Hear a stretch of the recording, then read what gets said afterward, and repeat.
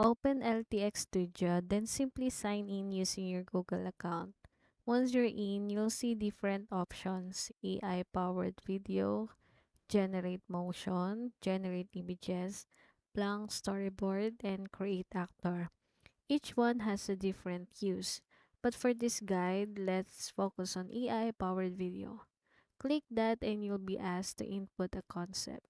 For example, I'll type in a big fat cat cooking a meal.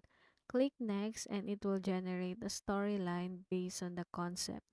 You can edit the story if you want, but for now, let's go with what it generated.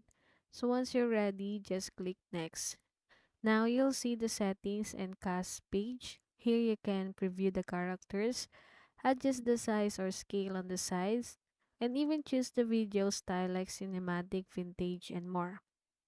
After setting everything up, click next again. You'll now see the breakdown of your story. Click start and LTX Studio will begin generating scenes based on your inputs. From there, you can choose which versions or scenes you like best, and that's it.